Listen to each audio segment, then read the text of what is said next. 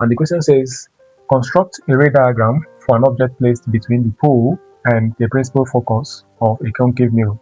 State the nature of the image formed. So in this video, we want to learn how to construct the ray diagram for a particular position before the concave mirror. You know, the concave mirror is silvered from the outside. Let's draw the sketch of a concave mirror. So here is our concave mirror. Then let's have the silvered surface. This is the silvered surface of the concave mirror. Okay. Then, you know, there are characteristics of the concave mirror. So let's draw the principal axis of the concave mirror. You can see we have this line running through this particular position. And then this line is the principal axis. Then right here is the center of curvature. Then at the middle here is the principal focus of the concave mirror. Then here is the pole of the concave mirror, the pole P. So we've been asked to get the position. Of course, they stated the position between the pole and the principal focus.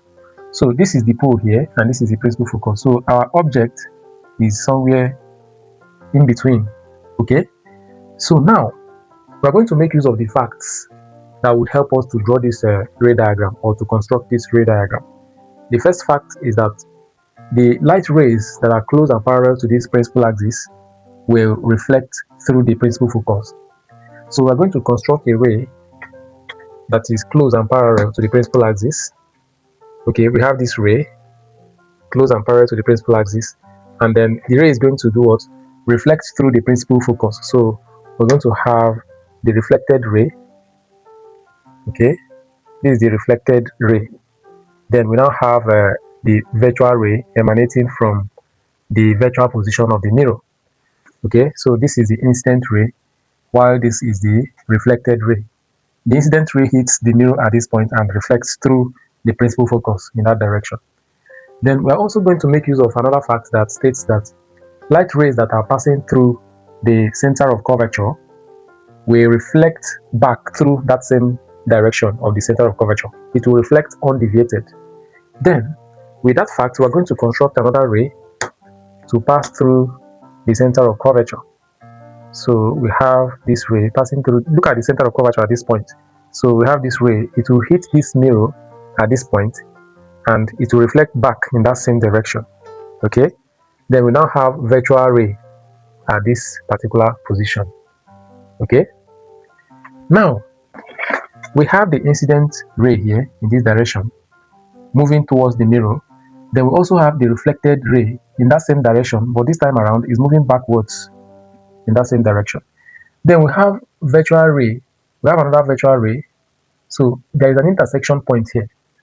So where we have these two virtual rays intersecting at the virtual position of this concave mirror, then an image is formed right there. So we're going to draw the image formed. Okay. Now we have this image formed. The vertical arrow here indicates the image of this object. Look at the object here. This vertical arrow that is shorter is the object, while this other one is the image of the object. So we have been able to construct the ray diagram for this position. Whenever an object is placed between the principal focus and the pole of a concave mirror, this is how the image is going to form.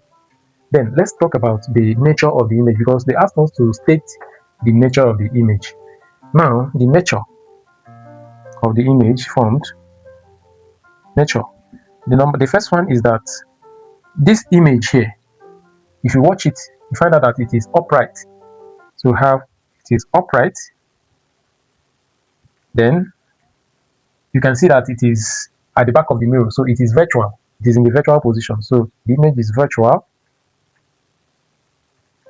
Then another one is that it is bigger than the object. You can see that this image is bigger than this object here. So we say that it is magnified. That is number 3, is that it is magnified. Then, of course, it is formed at the back of the mirror. Formed at the back of the mirror. These are the 4 properties of this image formed by this concave mirror. So I think with this, we have been able to answer this question. Thank you very much.